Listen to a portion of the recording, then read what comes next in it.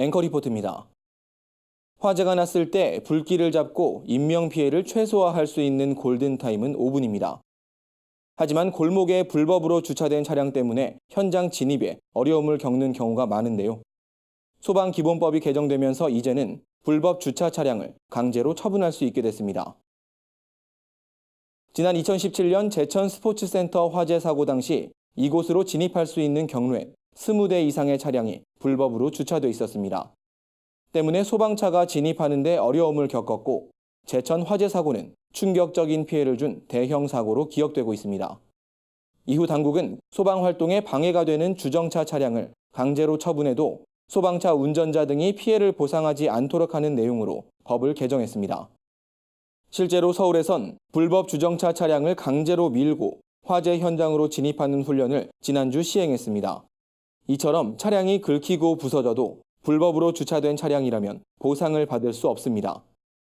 자신의 집 앞에 주차한 차량이라도 주정차 구역이 아니거나 소방차 우선 진입로일 경우에는 가차없이 들이받고 지나가게 됩니다.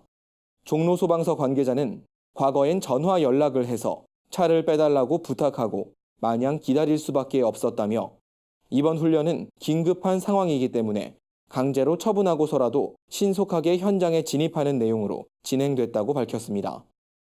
하지만 문제점도 나타나고 있습니다. 법을 무조건 적용하기엔 곤란한 점이 있다고 현장 소방관들이 토로한 건데요. 실제 현장에 도착했을 때 불법 주정차 차량인지 확실하게 알아보는 게 어렵고 혹시 오인했을 경우엔 보상을 해야 하는데 서울시만 해도 보상에 배정된 예산은 1,000만 원에 불과하기 때문입니다. 2017년 12월 손실 보상 규정이 생겼지만 그 이후에도 강제 처분 사례는 단 한 건도 없었습니다. 한편 영국과 캐나다, 미국 등 일부 선진국에선 이미 해당 규정을 현장에서 적용하고 있습니다. 조금씩 개선되고 있는 소방당국의 화재 진압 규정, 법의 발전과 함께 우리의 시민의식도 변화가 필요해 보입니다. 앵커 리포트였습니다.